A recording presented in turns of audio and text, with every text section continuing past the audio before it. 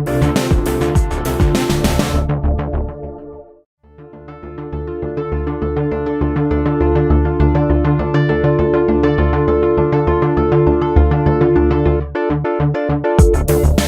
Barcelona may have lost this week, but the mobile world has won. Live from our last day at Mobile World Congress, it's another very special episode of the Pocket Now Weekly, the once-a-week podcast from PocketNow.com where we discuss smartphones and tablets, just like all those that just landed at Fira Europa, just down the road. I'm your very tired host, Michael Fisher, and I'm joined by similarly tired Managing Editor Anton Dinoj, both of us very full of tapas. Good afternoon to you. Good afternoon, everybody. And we are joined long distance once again by Editor-in-Chief Brandon Miniman, where the sun is up. Good afternoon to you. Good morning to you. Good whatever. What up? Yes. What up? We don't have, there are things that are different about this show today. First is that everything's different since we landed. So, oh my God, even though the show didn't pack nearly the amount of surprises and excitement we hoped, it was still very exhausting, and we got a lot of stuff covered. Actually, we're uploading videos as we speak. The last of our videos are going up on the internet right now, so by the time this lands, all of our videos from MWC will be up. Except one.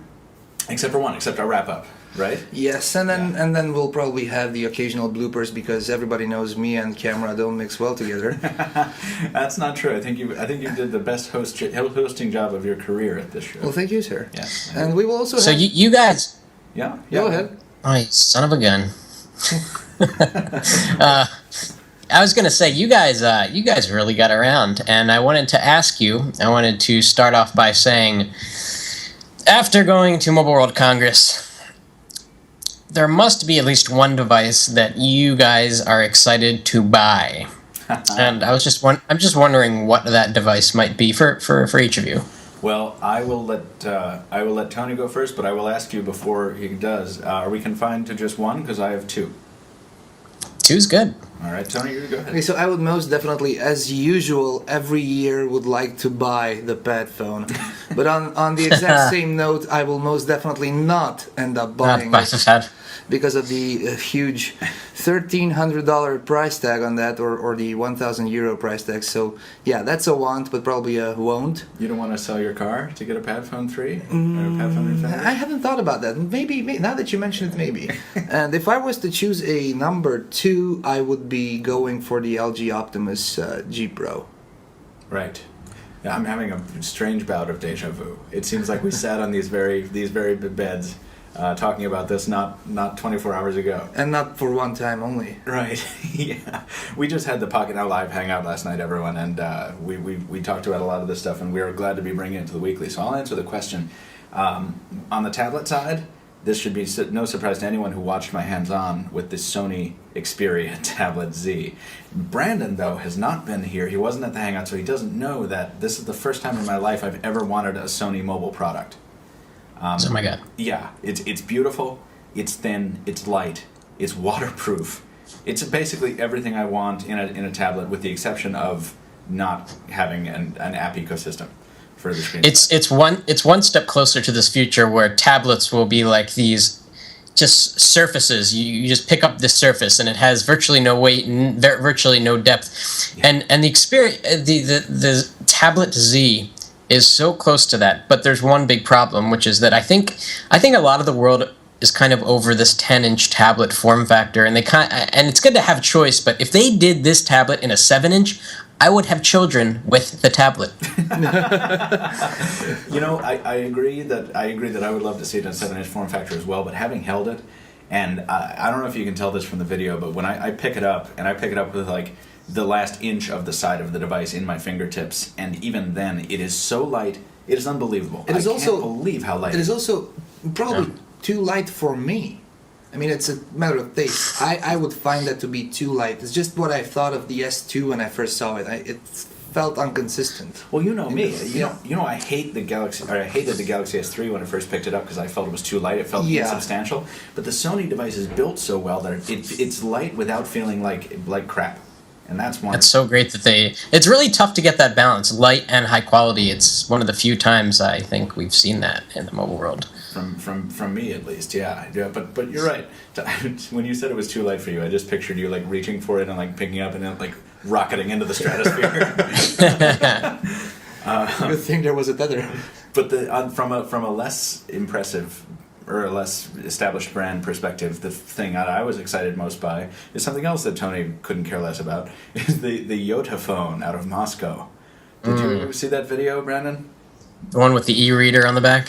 Yeah. It's not an e-reader. It's a second display that happens to be powered by e-ink, but it can be an e-reader if you want it to be. It can be whatever you want it But to it'll be. display anything. That's the beauty of it.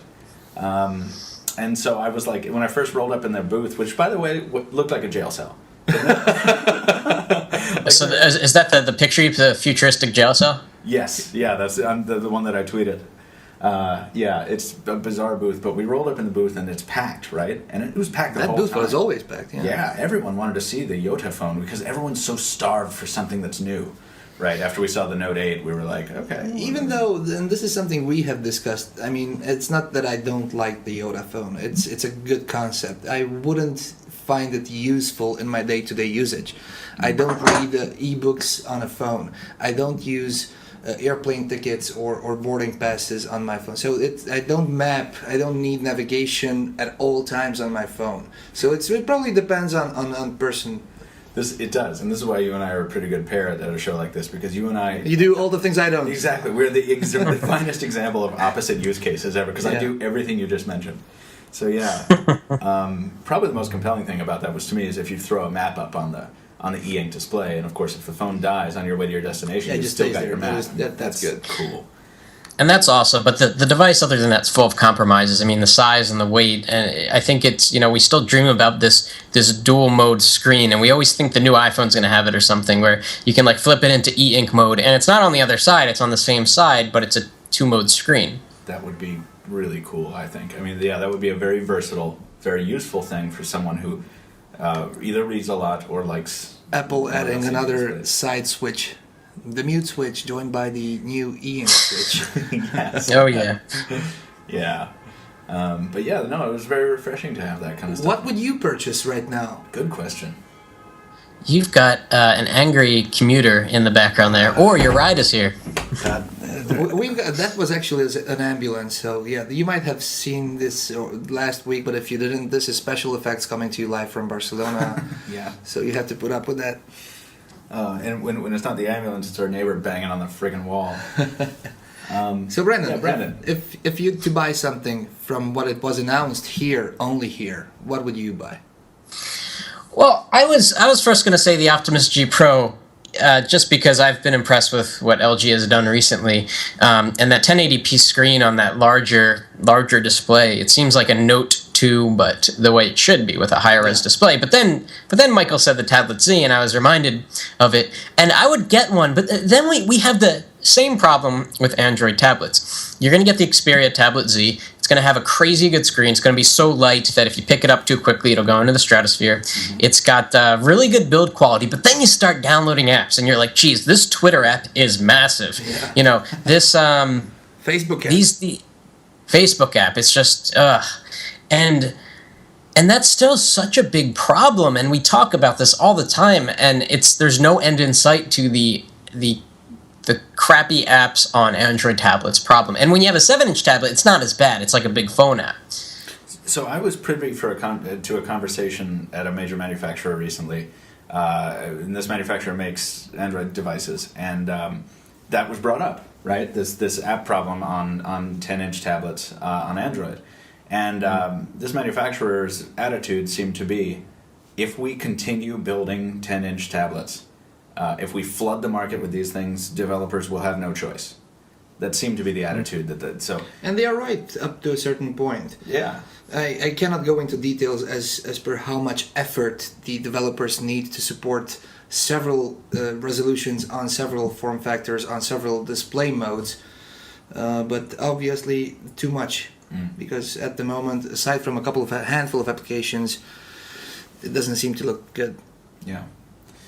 But there was other stuff. We saw a whole bunch of other stuff at the show. And what I was going to bring up about 15 minutes ago with our unconventional podcast discussion was that we're going sans outline today, listeners, because we are We're just so done. Because we're cool and we're improvising. And we're hip and we're cowboys.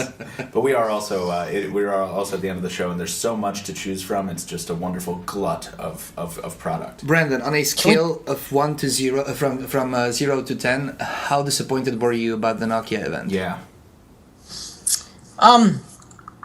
I was watching that interview with Stephen Elop on The Verge, and they clearly have a strategy. They want to, we don't really, as consumers of like high-end stuff and enthusiasts, we like really high-end, awesome hardware. But the truth is, a lot of people cannot afford that. And so if you can get some of that Nokia Lumia 920 goodness in a product that's half the price, it's compelling to millions and millions of people. So they're kind of doing what's right, and they're going to have a kick-ass Lumia 920 successor in the near future, and we'll be happy. But we're a little bit disappointed right now because they're doing something to make sure that their business grows. I think tactically it was probably wise. We were talking to somebody from another publication about this. I don't remember who. About how we were somewhat disappointed, but at the same time, I think the Lumia 920 still has some legs on it. It still has a ways to go. Whereas if Nokia had announced this super PureView device, I think they would have shot themselves in the foot. Not necessarily. The Lumia 920 is a 6-month-old device, going 7. So it's about the time they update it. Of course, I understand that probably there will be a major Windows Phone 8 update sometime this summer towards autumn, and if they do something, that's going to be the moment. Well, it's not a 6-month-old device. It's like a 3-month-old device. No. Yeah, it was launched in November.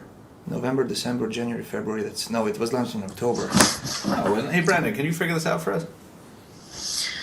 No. Good. Okay. Well, regardless, I think the 920. I think they would have cannibalized 920 sales if they'd announced it now, and I think the 920 is still moving. But we'll see. I don't know. All I know is we were very disappointed, or I in the moment I was very disappointed. I think everybody was. Yeah. When we stuck around. I'm a little tired of the, not alphabet soup, but the number soup. I mean, I officially cannot keep track of the 900, the 920, the 720, the 610, the 5. Can you do it in one breath? There's like 5 of them now. And then all the U.S. carrier variants too, the 820, the 822, the 810, and then we've got and then the laser for Verizon has another number, which is totally not related to any of those. Yeah. It's crazy. Yeah, but anyway, it was still a fun Nokia event. I found it to be a good time. It was announced in September. It was released in November of 2012. Yeah. Thank you, Tony, for listening. So we were both right. Can we talk about can we talk about the Asus phone pad? I think the question would be, which is of course the 7-inch tablet that can make calls, which Tony has gone on record by saying that he would use such a device. And now that you've seen it, Tony, of this device that we always, hypothesize about, would you still use? Or the better question is, how would you use it? Like, would you put it in your pocket? Yes. So the main reason why at the moment I'm carrying both the tablet and the phone is that I'm more productive on the tablet, but of course I need the phone to make phone calls. So it's double the bulk, double the devices. If I had the device which offers me more productivity, which is in this case the tablet, and also had the opportunity to have phone calls, not via speaker or Bluetooth headset, but with an earpiece, then I would cut it down to one device only. Now, I'm not sure if it will be the Asus PhonePad or the Note 8.0, but the form factor and the concept, this is the way I'd use it. Wow. Yeah, I think what we came down to last night in the Pogging Out Live discussion was basically like, why not have the feature? I mean, in the U.S., I think Samsung told us that more likely than not that earpiece is going to be removed from the Note 8.0 in their version. I don't know what Asus is going to do. Yeah. But why? The same reason why you couldn't make a phone call on the Galaxy Tab 7.7, which also had an earpiece. But why do they take that away? Because you probably need you will consume both data and voice on that, and the carrier probably only wants you to consume data. Right, the carrier probably doesn't want to. Because they don't acknowledge that as a phone. Right. Yeah, it's a carrier mandated thing that probably has to do with their preferences one way or the other. But so it doesn't hurt to have it there. Besides the earpiece, my problem with the phone pad is I don't understand why anyone's excited about it. It's an Nexus 7 with removable memory and an aluminum back. And a slower processor because it's the Intel 24 whatever, which is the Lexington chip. Yeah. Yeah. And so it's cheap, so right, but it's still not as cheap as the Nexus, and it doesn't run. It's not a Nexus device. You don't get the latest Google experience, and the Nexus 7 is already made by ASUS. So is this ASUS trying to stay competitive as I think this is what the Nexus 7 should have been. Really, with a slower processor? Not necessarily with the processor, but with the earpiece and the design and the looks of it. Oh, I see. I don't agree. I like the Nexus 7 much better than this device aesthetically. I don't. Yeah. See, we did this in our comparison video. You can throw around the Nexus 7 a little bit and not worry about it. That thing. I think you said you were talking about the pad phone, but with aluminum back, you were like, and this can probably get scratched easily. I don't know, Brandon. What would you consider the ASUS phone pad for your I can't put that in my pocket. I sit down and like my pocket busts open. Yeah, so you wouldn't use it as your daily driver for a phone. No, I don't see how it could ever work. Where I mean, you have your one phone number and it's on your phone, and that's what you carry a lot. I mean, it's unless you could like duplicate your SIM card and have calls come in on your tablet if you happen to be using it. I mean, that'd be cool. You're thinking of it wrong. You need to remove your SIM from your daily driver phone and make your phone pad your daily driver. That's the way it's supposed to be. And just think of it, it's basically a super giant phone. And imagine the battery life on that phone. I mean, you'll have a phone with a tablet battery. All right, for me, the minute I put that thing up to my head and had a conversation on it, I think I would immediately put it on eBay. Because I would not be able to deal with holding that lunch tray up to my face. That's my only thing. I think it's the least ergonomic situation possible. And it doesn't really feel good against your face. Now, did you do it? Did we take a picture of you with the thing up against? I'm showing it off on every hangout possible. Anyway, yeah. You know what I'm excited about, and I was hoping that this would be the case, and Mobile World Congress is definitely happening, is that this year, thanks to a certain Apple device, will be the year of the metal phone, the metal device, aluminum. So you're thinking you're thinking pad phone, you're thinking, what else did we have? Aluminum only. Phone pad and yeah. HTC One. Do you think that, okay, let me follow up with a question right now. Do you think the S4 will be anything but plastic, or would it be aluminum? Let's be straight. That's funny. If they do aluminum, I think they will be chastised for that, because that's not their style. I think it's going to be plastic.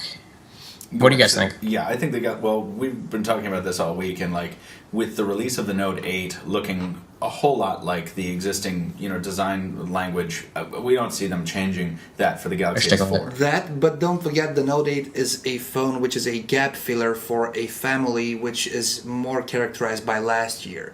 So that family starts with the S3, continues with the Note 10.1, the S3 Mini, the Note 2, and then the Note 8.0. And I'm guessing that starting March 14, there will be a new cycle, and I'm hoping for a new design cycle, which will end up with the S4, Note 3, S4 Mini, and so on. If we're talking hopes, I'm right there with you. If we're talking expectations, I think Samsung has grown. I think Samsung is going to be timid this year. I think the Galaxy S4 is going to be underwhelming, physically speaking. That's a very good point. And public service announcement, Michael and I will be in New York on March 14th to bring you Galaxy S4 coverage. That we will. Yay. Huzzah! That's such a good point about having to be safe this year, because Samsung is in a very, very comfortable spot. In fact, Google thinks it's so comfortable that they need to do something about it. All right. This. And so like Samsung doesn't have to come out with all guns firing with some innovative, crazy new stuff. They just need to iterate, because the Galaxy S3 is still a really good phone. It's got awesome brand recognition. Everyone still wants it, and they just need to make it a little bit better. They're kind of in an Apple position, right? Like with the 4S and probably with the 5S. Yeah, I think that's what I'm worried about here. Is that. Yeah, I'm worried too. Yeah, I think that I liked the direction that Samsung went with the S3, even though it was a little schizophrenic, and they didn't really pull off the polished Riverstone thing, but at least it was something different. I found it to be refreshing because it was different. I don't see them doing that this year. Michael and I have been discussing or debating exactly this while on the show floor yesterday. By the way, I got the chance to take a look at the HTC One. Yes. And, Yeah, what do you think? I like the phone. It's no doubt about it. It's a great phone. And I took a test picture in the usual badly illuminated HTC booth of Michael. And Zoe's good, but Zoe's a gimmick. You either love it or hate it, or you probably use it for like a week and disable it. That's something different. But the picture I took, I wasn't sold on it. I mean, I've seen lots of pixels, and it was jagged. So it wasn't clear. It was pixelated. It was not at all. It was not that dim. I mean, at that light level, I was expecting more. Of course, I cannot draw a conclusion based on that. So this was the lead-in. Michael and I were just talking. If the rumors are true, and the Galaxy S4 will not have an Exynos processor, but the same Snapdragon 600 running on the HTC One, then the resolution will be a 1080p resolution, just like on the One, and the specs will be approximately the same. It will all come down to two things. One, the camera, which will probably be a 13 megapixel camera on the S4 versus the 4 megapixel ultra pixel camera on the HTC One, and the design. And that's just going to be a dagger in the face of HTC, who's trying to do this megapixels don't matter crap. I think that I completely agree with you, Tony. It's going to come down to in large parts of the camera, but also importantly how each company positions the device in the market and how they advertise. If HTC brings the same lackluster push they did with the One series compared to Samsung's all-out assault, it won't be very good. And by the way, group parachuting. Right, but listen, I will tell you this. I will take 1 million group parachuting commercials over anything that Samsung has put on my TV recently. These stupid commercials with like the guys with the unicorn game, and then like they even managed to make Seth Rogen and what's his face unfunny, Paul Rudd. I mean, I like those guys and I hate them in these commercials. Like the Samsung commercials are horrible, but they're always around. There are so many of them that you can't help but see they them. They spend so much on advertising. Exactly, and HTC can't match that. I mean, right? I haven't looked at their books. I can't say that with any. I think that they're going to. I mean, that was the difference between previous year successes and last year, where they were so quiet and they had some ads for the One X and they just weren't good. Don't forget also, guys, that the S4 is probably going to have this octa-core processor. It depends on who you listen to or who you read. There are several rumors. Some of them say there's going to be the octo processor. Some of them say it's going to be a faster iteration of a quad-core processor from Samsung and Exynos. And some say they're going to go with a Snapdragon 600. So I don't think they're going to do that. They're going to stay with their own silicon. And once again, this is going to come down to messaging as well. If Samsung can make an octa-core processor meaningful to the public, that's going to be a real win. But then again, let's just speculate on that. What does octa-core mean for the masses right now? Nothing. I think it means exactly what quad-core meant back in the day when it was not supported by Android. Octa-core is not supported by Android as we speak. Yeah. And just one sentence, and I'm going to end it up on this. Adding to the two differentiating things, the design and the camera, Michael mentioned yesterday, and he was right, that we have Sense 5.0, and we're probably going to see a new TouchWiz on the S4, so it will be probably a third category of differentiation between the two devices. And what do you think they're going to do with TouchWiz?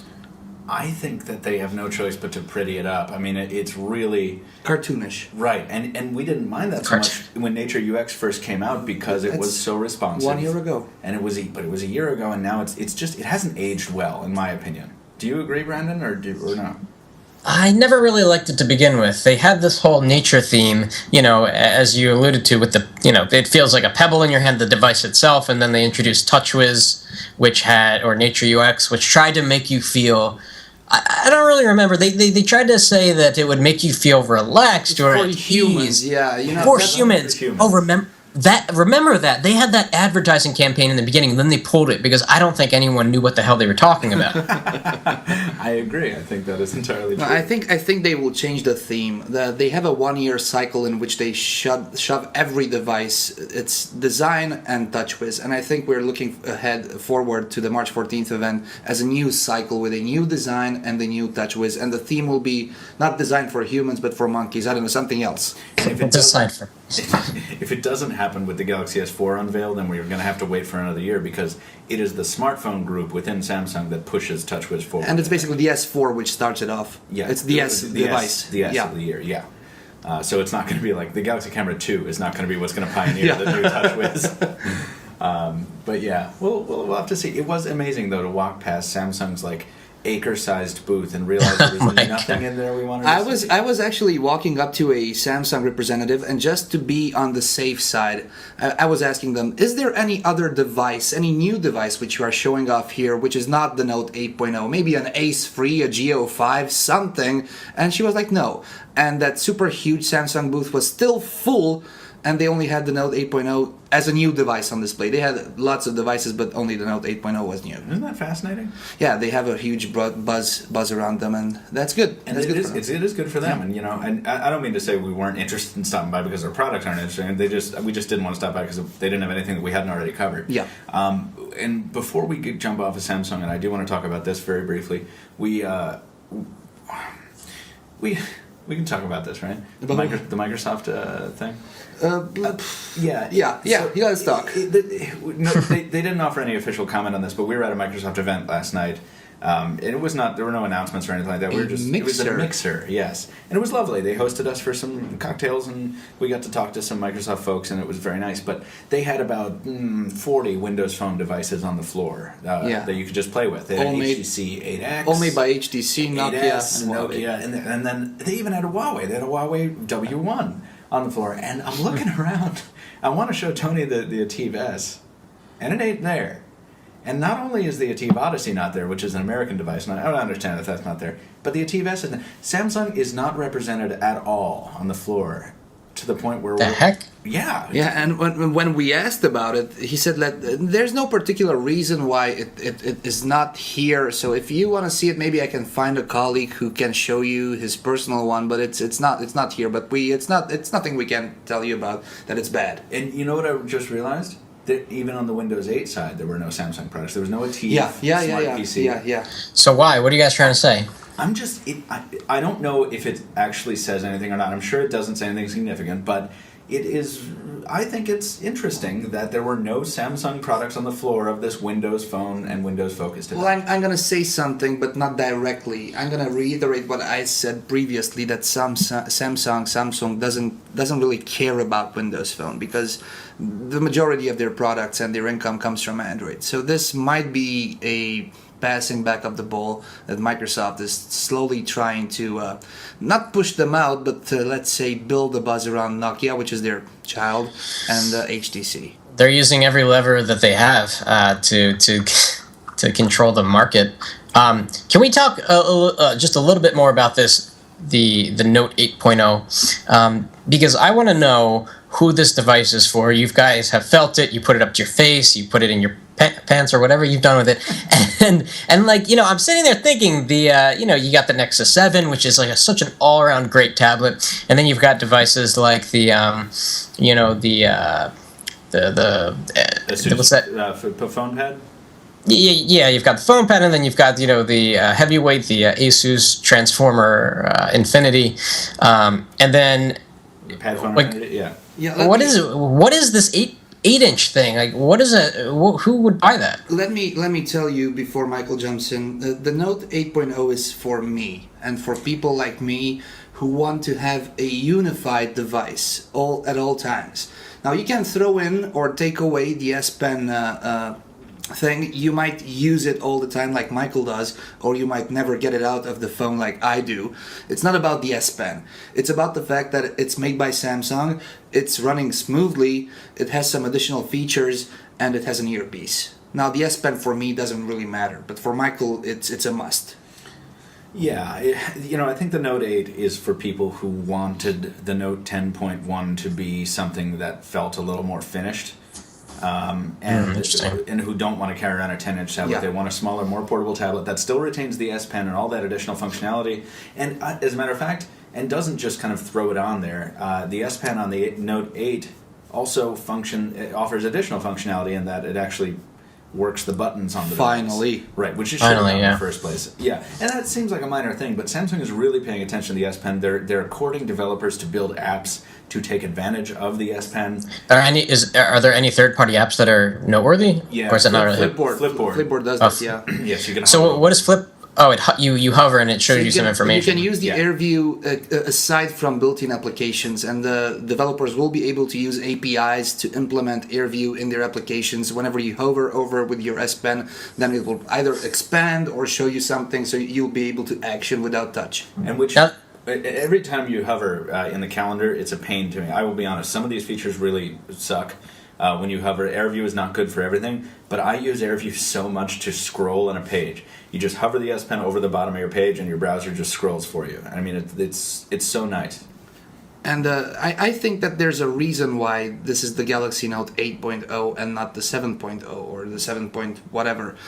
I think that since the iPad mini is a 7.9-inch device, there must be some marketing back thought here. So we got a slightly larger but still higher PPI screen than you do, and of course they got the S Pen. That resolution. I mean, I don't know what it is. I guess consumers don't really.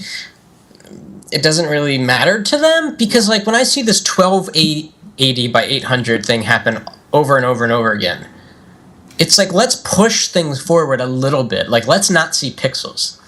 Yeah, but aside from you and I and the geeks who are listening to this show, nobody seems to care. I mean, people are buying iPad minis. Absolutely. So you definitely, it burns your eyes, and I can understand where you're coming from. I can also see them, but I can neglect them, and I can learn to live with them. But your average Joe and Jane don't really care about that. I mean, it's kind of like broadband internet. Like when you have 56K, you're like, oh, this is fast enough, or maybe you didn't. And then you got broadband, and then you're like, I can't live without this. Kind of like, you know, when you're using a Retina iPad, you're like, I would never want to use a non-Retina iPad again. I think people just need to have a taste of amazing clarity, and then they would want it. And because of what we do, we constantly see new stuff and we switch our devices off. Now, if we wouldn't work in this domain and we would be stuck probably with a tablet for like 1.5 years, you don't get the chance to play with another competitor and see that there is a better option. And then again, all the rest is just numbers. Yeah. Well, I have another remark about Samsung. Then I want to talk about something else.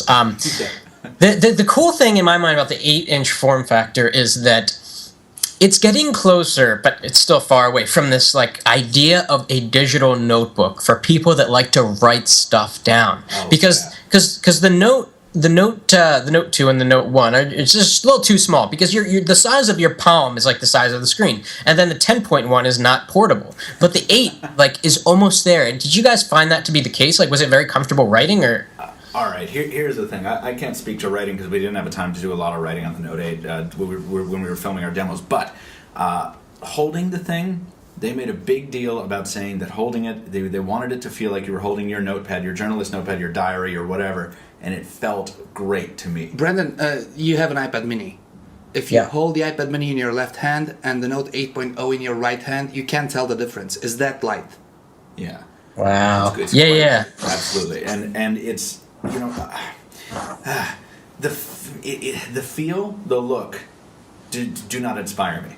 The size and weight do. Yeah. That's the best way. But maybe that's probably psychological because you probably are fed up with this design. I mean, you've seen the S3, you've seen the Note 2, and probably you reach the point where you say this is enough. But let's say that's your first Samsung device, your first contact with this. If it's your first Samsung device and it's something so lightweight, it'll sell, it'll move. Absolutely. Yeah, absolutely. But it doesn't. I would say it'll sell. I would say it will satisfy. Will it inspire people? No. Certainly not in the way that Samsung wants them to be inspired with their whole like creative talk. I like that thought process. Sell, satisfy, inspire. It's like a checkbox. Yeah. Yeah, right. Because I think that third point, inspiration, heavily factors into repeat purchases. Right. I'm much more likely to buy again from a company that has inspired me than I am from a company that I've said, yeah, their product is good. Yeah. And before we wrap up the Samsung talk, I have just an adjacent question to you guys, or an announcement to make. With the Galaxy Note 8.0, the line between phones, phablets, and tablets has officially disappeared. Did you notice that? We got 4, 5 inches, 6 inches, 7 inches, 8 inches, 9 inches, 10 inches, 11 inches. There's no line anymore. I mean, you can still categorize them, but yeah, there's no like. Well, I would say the line is still there. The gap is not. Yeah. Well, you have phones, then you have phablets, and then you have tablets with phone functionality, and then there's a huge blur. What do we call these things? Phone blitz. Oh God! Wait a second. Is this that? No. Well, I've wrote about the phone blip, but I don't remember what it was rumored to be. But that was that media. Yeah, media but it's a phone blip. Yeah, we have a phablet and a phone blip. No, but a phone blip. I don't know. There's got to be a better name for it. Well, I'm excited to import one of these from Europe, and maybe one of us can do an experiment to see. I will do the experiment because I will definitely keep it as my daily driver because I'm the earpiece fanboy on a 7/8-inch form factor. If Tony doesn't get hands on with this thing, it's going to be a crime because this is exactly his product. We are going to, but listeners, we are definitely going to get a review device. So watch for that. Yeah, let's move on from Samsung. Did you have a preference? Because we got a whole list of things we've seen, but not much. Go on. I do. Oh, what was it? Go on. Go ahead. I do have a preference. I want to know what the heck is going on with HP. And after we get done making fun of their tablet, their first tablet, I want to know if you guys got any indication that like this is just them dipping their toe in the pond, and they're going to come out with some badass, awesome tablets soon. I must be completely honest. When we were at the event where the HP was showing this off, we did not get an opportunity to talk in depth because we were rushing to film a number of videos in a very short amount of time because we didn't have much time at this event.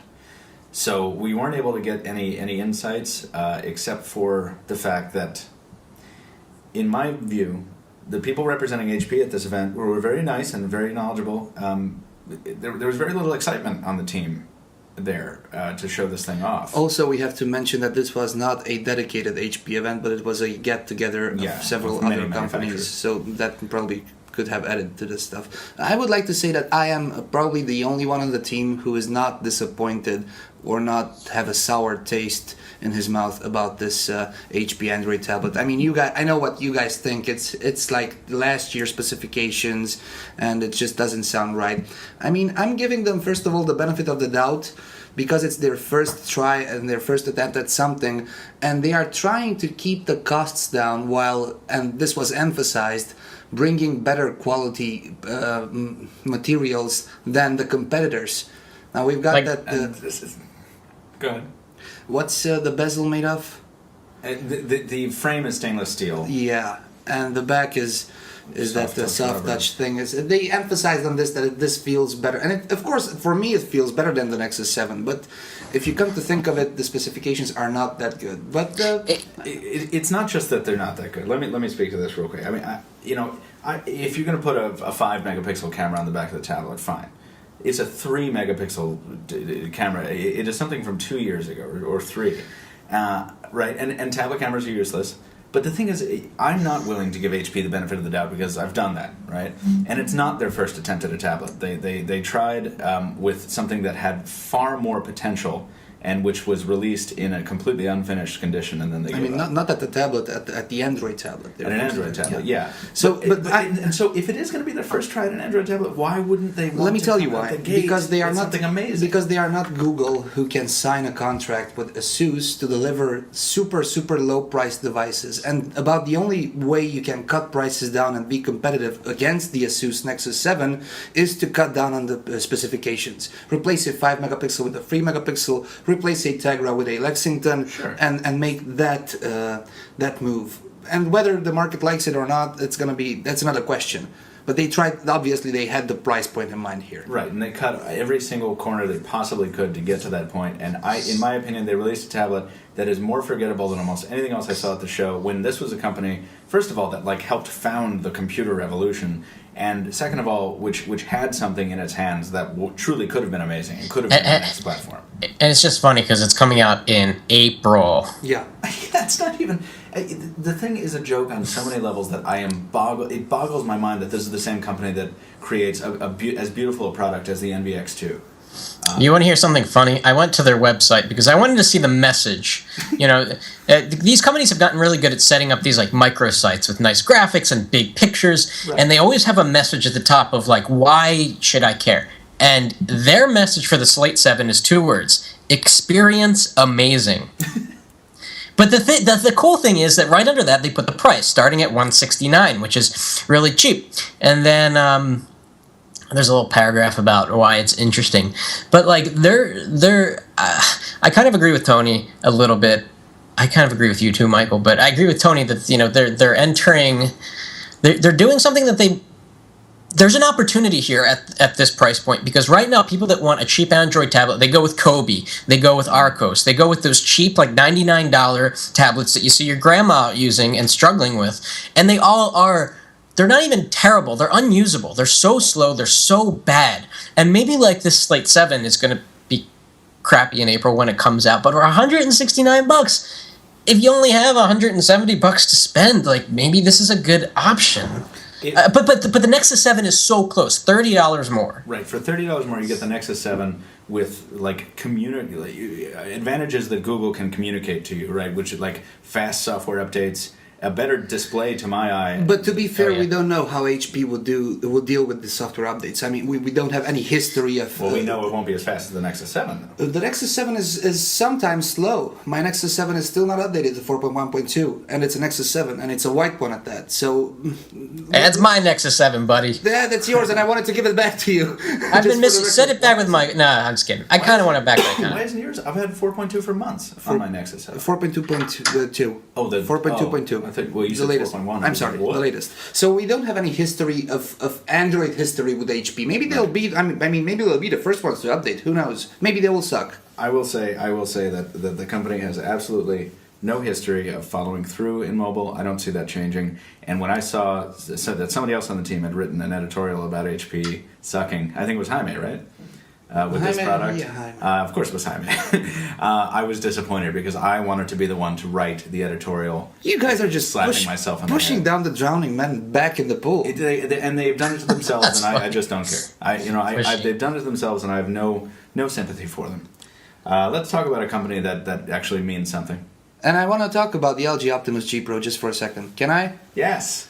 Absolutely. Yes, and we should mention that the Optimus G Pro is not the successor to the Optimus G. No, it's not. The Optimus G Pro is the answer to the Galaxy Note 2, and in many respects LG is upping the ante. So the G Pro at the moment is a better option for a phablet than the Note 2 is, but there's the S Pen. So I've been recently using the Note 2 as my daily driver, and the G Pro is better in almost every aspect if you count the higher megapixel camera, the better screen. I even think it feels better and it appeals more to me. If I stop here, then it's a no-brainer. It's the LG Optimus G Pro. You're talking about the spec sheet. Yeah, but if I take into equation the S Pen, which I don't care about really, but Michael does and probably many others, then there's that. Because on the G Pro, you can just use your finger as a stylus, and we know what that means. And if you're used to using the S Pen and the entire package with which it comes, all the S applications, then the Note 2 is still there. Let me speak to that for 1 second, but after Brandon, I feel like Brandon, go ahead. Well, I was gonna ask how's the back has that glass thing, right? No, the back is plastic exact. So if you rub your finger against the back of the S3 or the Note 2, you get the exact same feeling when you rub your finger against the back of the G Pro. It's the same plastic. It's probably even the same technology, but they have the same texture which you'll see on the Nexus 4. It just plays nicely and lights and it reflects and it squares and and Michael says it's like like a cheap tile bathroom floor in a motel you never want to go to. Oh my gosh, that's my worst nightmare. On the white one. On the white one. But we haven't seen the black one. We haven't seen the black one. The black one might be beautiful. I just think the white one looks like crap. And this we have to say this, that these devices which were on the show floor at LG were the South Korean devices which also had the antenna for TV and radio reception. They probably might bring the global version in other colors or other colors too. And I will say on the software side, it's not just the S Pen that the Note 2 brings to the game that makes it a better phablet, in my opinion. It's Samsung's optimization of TouchWiz to suit the larger form factor. The multi-screen is a better way of multitasking, in my opinion, than the resizable window approach that LG does. There are more customizations. But there's a limitation in the Galaxy Note 2. If you have the multi-window update, which I'm currently not running, you can only stack up 2 applications at one time.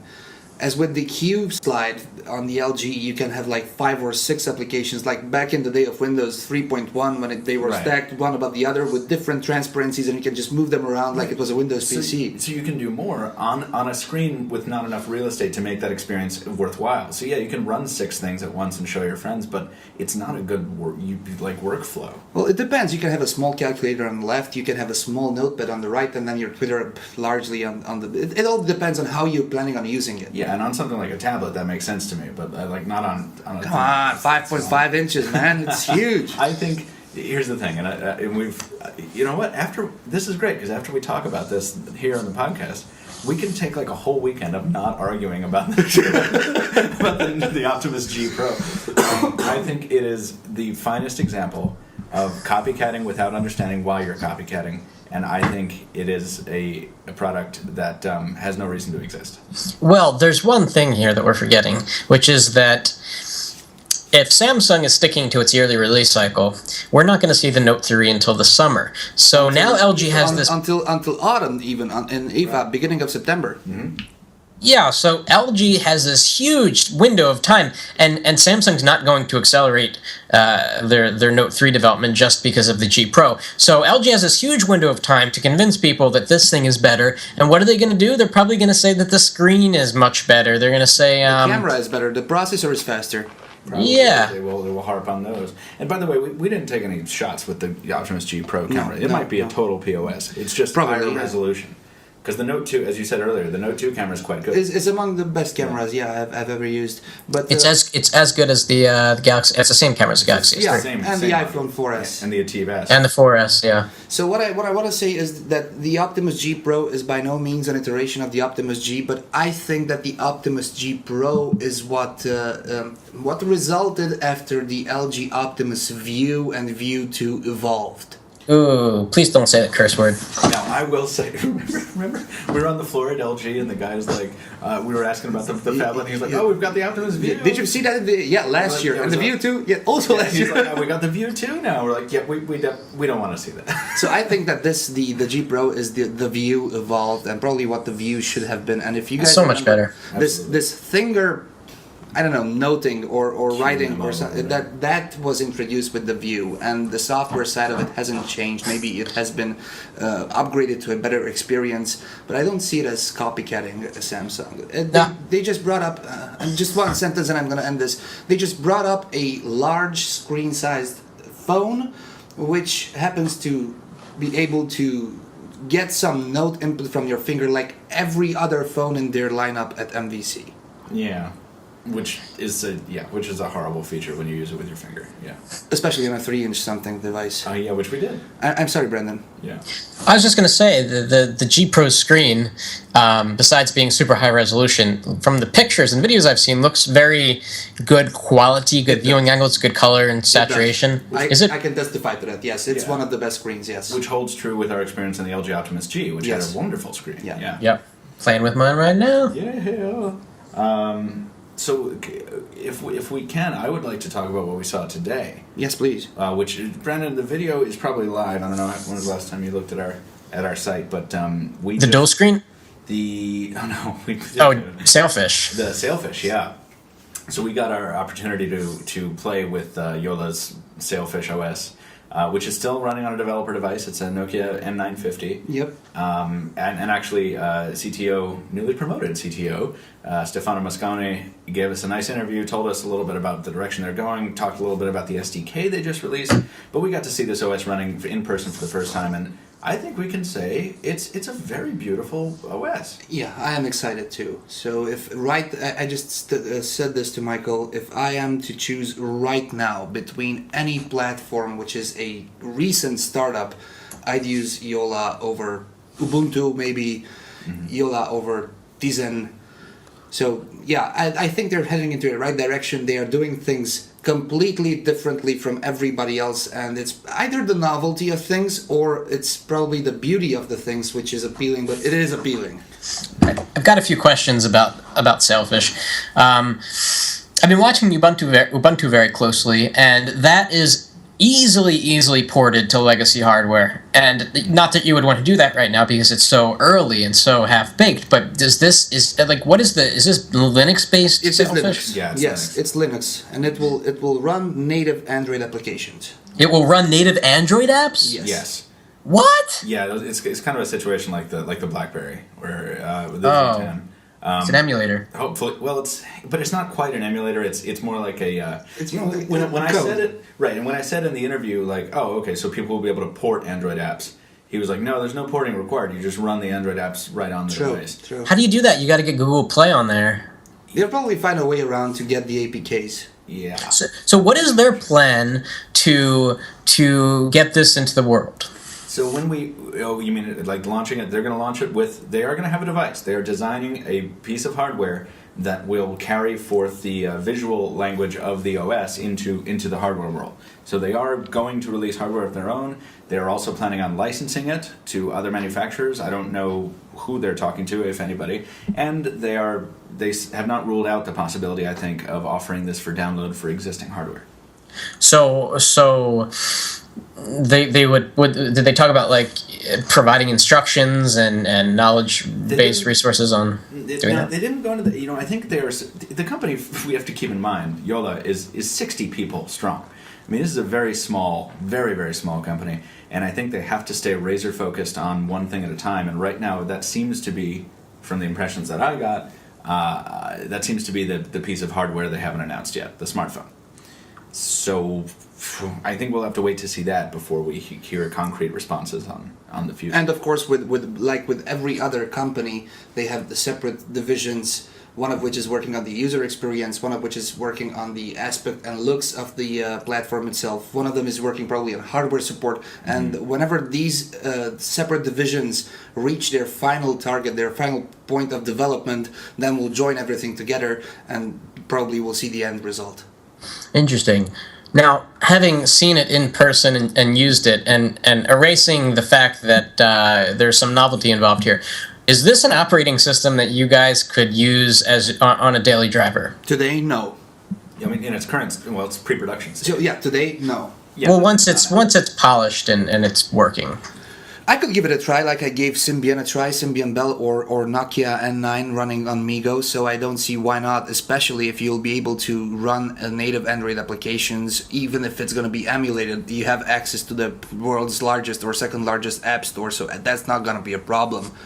So it's just like a new interface you have to learn, and it depends on the learning curve. The more I think about it now, and having seen it in person, the more I think that Sailfish looks like an OS that if you put it on a Virtu, if you put it on a really high-end piece of hardware, it would look beautiful.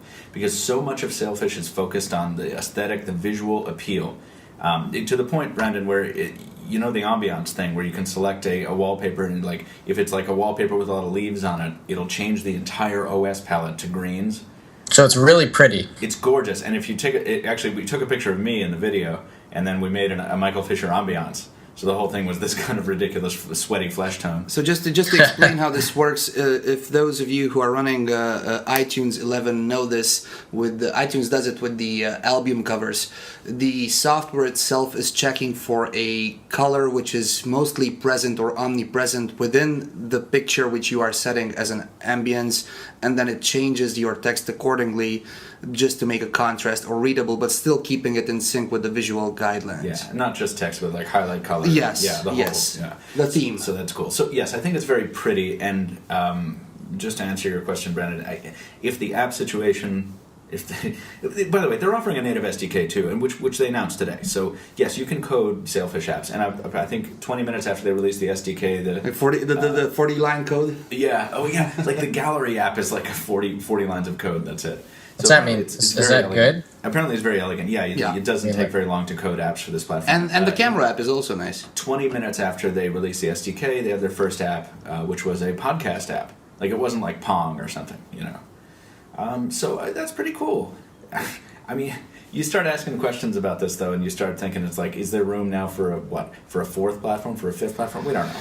Well, there certainly is room, and we are always supporting newcomers. The question is that, as we said it yesterday on the podcast, unfortunately, Windows Phone is still struggling for that third spot, and it's not at all secure. So at one point, when you don't even reach 5%, you cannot consider yourself a solid third competitor. So I think that the game is on for the third option.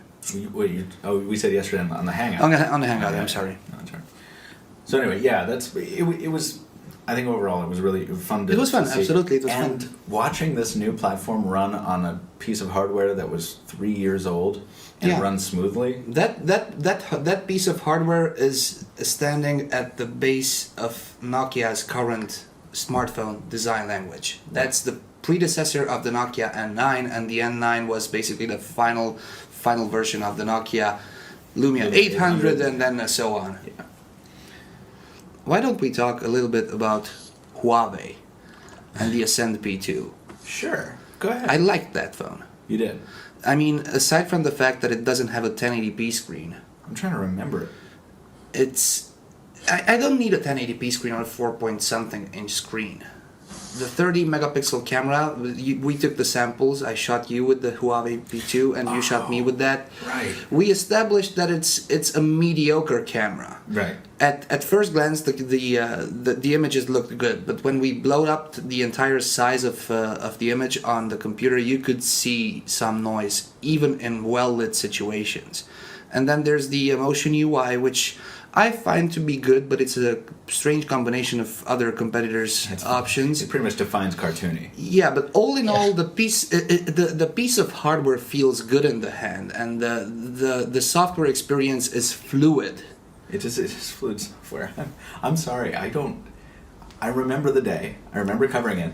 I don't remember what it feels like. I don't remember what it looks like. I have to look it up. That's because it was one of those videos when Michael Fisher was behind the camera and not Tony behind the camera. So I'm excited about the S&P2, and I think they might manage to do something with that. But we had a little bit of dilemma. We wanted to shoot a comparison video, and we didn't really know what to shoot it against. Yeah. Because of the specs, I mean, shoot it against the S3. I mean, that's almost a 1 year old phone. Shoot it against other competitors. I'm not sure. What do you think, Brandon, about the Ascend P2?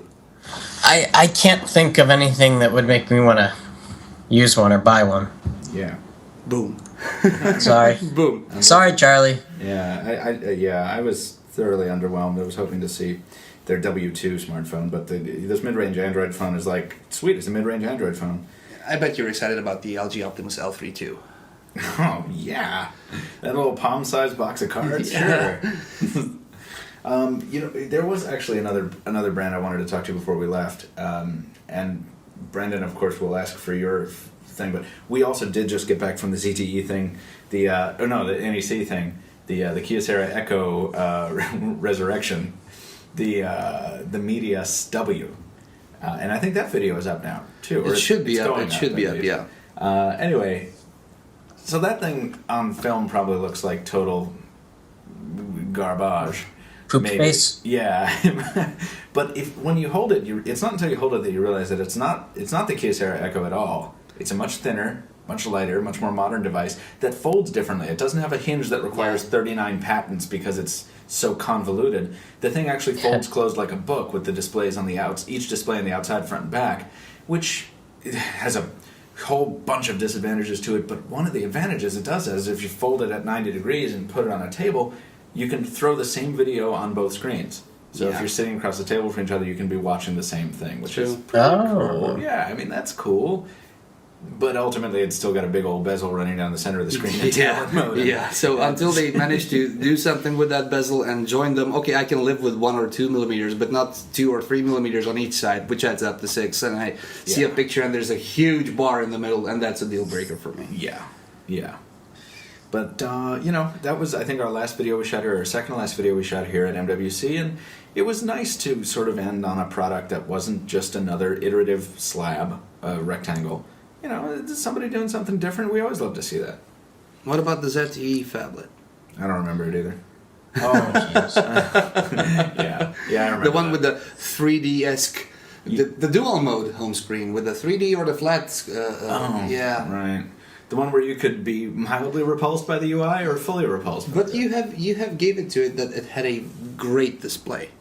The display was wonderful, And that's just about it. yeah. I don't want to give the thing too much bunk. This is the ZTE Memo? Grand Memo. Grand Memo. Yeah. Brandon remembers handling the Grand, not the Grand King S, but the Grand S at CES, probably, right? Yep. And I think, Brandon, you were kind of halvesies on it. I think you were excited about it in the moment, and then afterwards you were like, who's going to buy this, right? It's rough around the edges. Yeah, and that's kind of what I felt about the Grand Memo. It was another, for me, if you're going to bring a phablet to market, I need to know why you're doing it, and I need to know what added utility it brings me besides a huge screen. I didn't see it with this one. Well, the phablet concept by itself is not about the S Pen. I think you're associating the phablet with the S Pen. I'm not. I'm associating the phablet with... I'm saying if you're going to build something the size of a phablet, you have to have items like the S Pen, but not the S Pen by itself. No. You need to build more into it. The way I see it, the phablet is just a device between a tablet and the phone. It's just a larger screen device. That's what I call a phablet. No, then it's just a smartphone. That's the Droid DNA. To me, a 5-inch screen. Yeah, but we're talking close to 6 now, 5.5ers sure. and that. So I think that's the phablet. I think if you put a 6-inch screen on something or a 5.5-inch screen on something, if you want to get me to buy what makes a phablet a phablet? Functionality that I cannot find on a smartphone. I disagree. Well, then what's the need for another category? Why do you have minivans and then large cars? Like, why don't you just... That analogy doesn't live here. I think that the phablet is that exact segment of the market which was at that point filling in the blanks between the 4 inches of the time and the 10 inches or the 7 inches of the time. And that category was named phablets. 4.8 plus, but 7 minus. What do you think, Brandon? I don't know. Yeah, it's a philosophical argument that is at its core boring. Yeah. I don't know. I'm so tired. I'm just so tired of seeing huge phones for no reason. The Grand Memo has no reason to exist. Go ahead, Brandon. We should end on an interesting note. Can we please? Yeah, let's talk about something that's not. Aside from the fact that I'm flying out like in a couple of minutes. Yeah, we got to run. What do you have something in mind, Brandon? No. Okay, I'm looking at my thing here, and I'm looking at my notes here. And Brandon, would you buy a phone purely because the screen is not protected by a Gorilla Glass, but a sapphire glass, which is more expensive than the Gorilla Glass, but it's basically indestructible?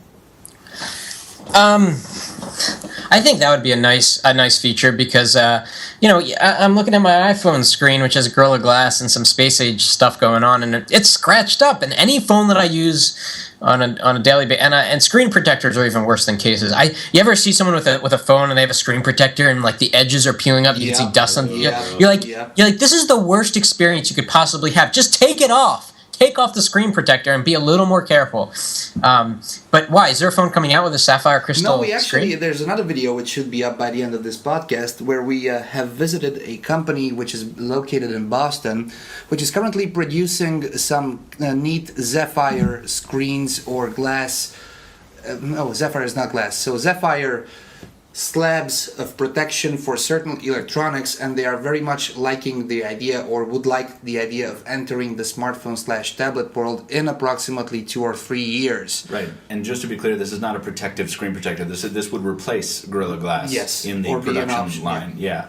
And we saw a cool demo on the video, which involved scratching up a lot of glass with some concrete and then trying to do the same thing on sapphire. And it's a little harder to tell in the video because our lighting wasn't the best, but I'm standing like 3 inches away from the thing, and I'm like, wow, you're really...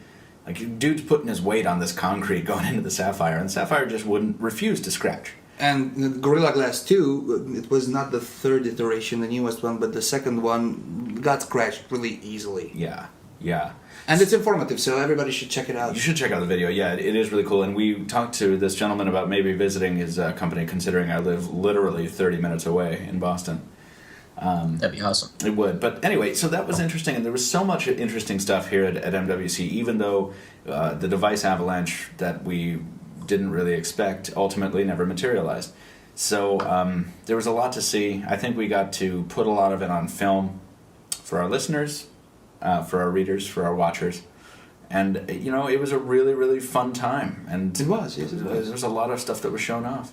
Tony and I, by the way, and I should have said this while we were talking about Samsung, have been a walking Samsung commercial this entire show. Because when we're not, beaming photos to each other on our Galaxy Notes, we're like, oh, what's your apartment look like? So we're talking about our home life, and we're using S-Memo to draw doodles of our hometowns and office layouts and stuff like that. Yeah, but usually in the subway when we were traveling, we were just sharing images by a quote of myself bumping our phones together using the S beam. Yeah. Every time I envisioned every time we sent a picture, it was like a ka-ching. Yeah, it was more and more Samsung money going in our pockets, of course. Yeah. Samsung fanboys So in funny. Barcelona. Yeah. So it was a good time, and we hope that it was. It appeared to be a good and exciting time from your perspective, Brandon. Yeah, it was very interesting to see lots and lots of videos, and I think it's becoming more clear and more clear and more clear that the big guys are holding off on announcements until they can control the situation more and do a New York City event or a London event. MWC will not die, but I've been covering MWC for quite some time now, but I'm seeing it going slowly south. I mean, HTC was missing this year, Samsung was missing this year. Who knows, maybe even LG will be missing next year, and that will leave us with Huawei, ZTE, and the startups. Right, and HTC and Samsung were present, but there was nothing crazy coming out. Yeah, I expected HTC to bring something. Well, Mid-range. they didn't. Yeah. We'll see. But as you say, you have to get on a plane. Brandon, you have business to attend to, and I need to go buy souvenirs for my loved ones. Oh, Yeah. So that's nice of you. I think we should wrap it up. Listener mail. Sorry, guys, we haven't even looked at the listener mailbox. It's just it's MWC, But this is a special edition podcast, so I hope you will forgive us. And I think, Brandon, if you do not have any closing thoughts, then I will take us right out.